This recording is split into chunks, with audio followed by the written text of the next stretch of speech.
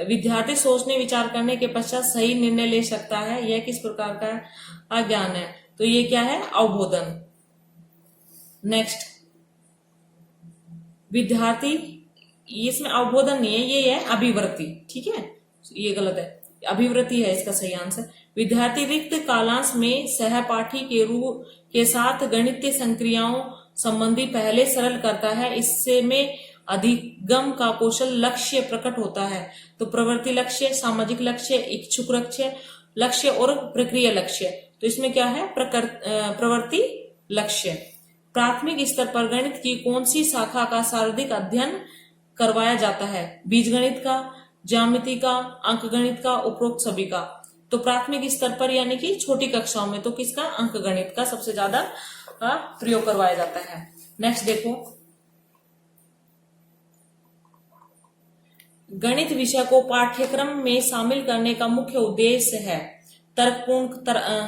तर्कपूर्ण तरीके से सोचने की क्षमता विकसित करना, गणित का अभ्यास कराना, सूत्र प्रमेय याद करवाना, गणित ज्योमेट्री का ज्ञान कराना। तो क्या हो जाएगा इसका आंसर? फर्स्ट हो जाएगा, तर्कपूर्ण तरीके से सोचने की क्षमता विकसित कराना। ठीक है, नेक्स्ट क्वेश्चन देखो, प्रमाण से प्रत्यक्ष की ओर किस शिक्षण विधि का शिक्षा सूत्र है? तो ये क्या है? आगमन विधि का, निगमन विधि का, अन्वेषण विधि का, खेल विधि का। निगमन विधि का।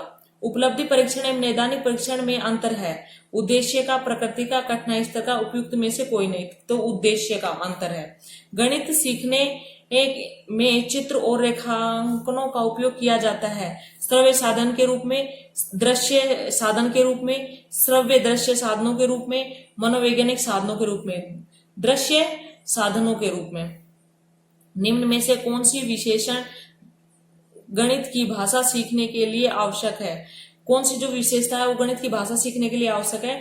मूल भाषा का ज्ञान होना, गणित में चिन्हों और अंकन का ज्ञान होना, गणित प्रक्रियाओं का प्रयोग करना, गणितीय तकनीकी शब्दों का ज्ञान होना। यानी गणित में चिन्हों और अंकन का ज्ञान होना बहुत जरूरी है गणित सीखने के लिए।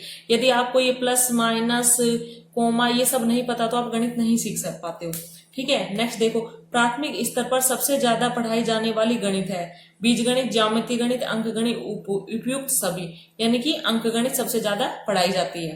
पहले बच्चों को हम अंकों के बारे में ही ज्ञान देंगे, ना कि पहले हम ज्यामिति बीजगणित के ऊपर पहुंच जाएंगे। पहले अंकगणित सिखाते हैं। कोठारी आयोग के अनुसार मूल्यांकन किस प्रकार की प्रक्रिया है? यह सतत प्रक्रिया है। किस प्रकार की प्रक्रिया है? सतत प्रक्रिया है। गणित शिक्षण में अधिगम नियोग्यता का आकलन कौन सी परीक्षा द्वारा प्रभावित रूप से कर सकते हैं? वार्षिक परीक्षा, उपलब्धि परीक्षा, निदानात्मक परीक्षा, अर्धवार्षिक परीक्षा।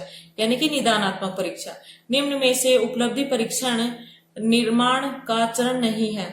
शैक्षणिक उद्देश्यों को जानना, प्रश्न पत्र तैयार करना, छात्रों की समस्या कमियों के कारण जानना, समकन्न योजना की तैयारी करना है। समाकलन योजना की यानी कि छात्रों की समस्या कमियों को के कारणों को जानना, ये इसका सही आंसर है।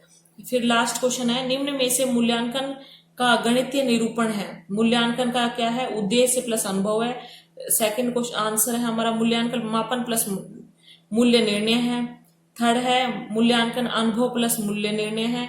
फोर्थ है मूल्यांकन उद्देश्य प्लस अधिगम है। तो इसका आंसर क्या होगा? मूल्यांकन का अर्थ होता है मापन प्लस मूल्य निर्धारण। इसका आंसर ये होगा। Thank you.